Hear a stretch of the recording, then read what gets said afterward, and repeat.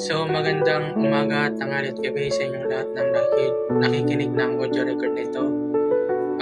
Bible verse natin for today is Revelation chapter 12 verse 10. At sabi dito, at pagkatapos ay isang malakas na tinig sa langit ang aking narinig. Dumating na ang pagliligtas, ang kapangyarihan, ang kaharian ng ating Diyos at ang pamumuno ng kanyang Kristo, sapagkat naitapon na ang nangusig sa ating mga kapatid. Siya na nagpaparatang sa kanila sa harap ng ating Diyos araw at gabi.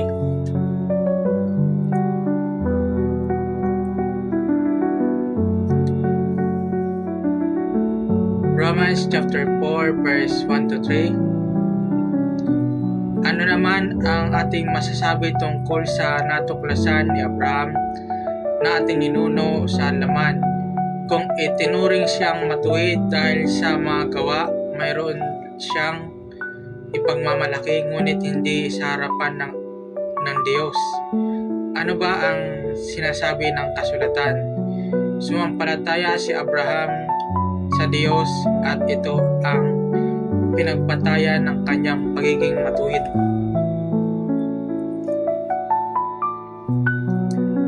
Romans chapter 5 verse 1. Kaya't yamang tayo'y itinuring ng matuwid sa pamamagitan ng pananampalataya, mayroon na tayong pakipagkasundo sa Diyos sa pamamagitan ng ating Panginoong Hesukristo. Psalms 37 verse 25. Mula pagkabatat ngayong tumanda na, sa tanang buhay ko'y walang nabalita na sa taong tapat ang Diyos nagpabaya o ang anak niya'y naging hampas lupa.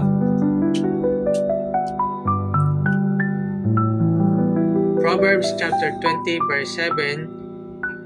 Kung ang isang ama'y namumuhay sa katuwiran, mapalad ang mga anak na siya ang tinutularan.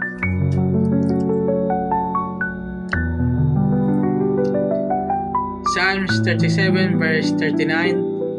Ililigtas ni Yahweh ang mga matuwid, iingatan sila kapag naliligalig.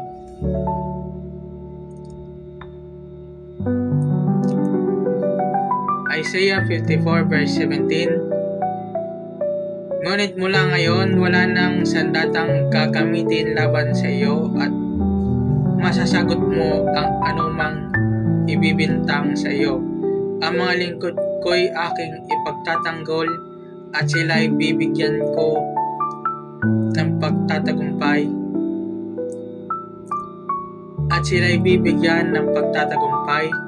Ito ang sinabi ni Yahweh.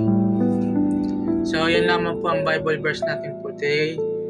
Maraming po salamat sa pakikinig, paki-share, like, support, and repost na rin po itong audio record nito. Maraming po salamat. Yun lang po, and God bless.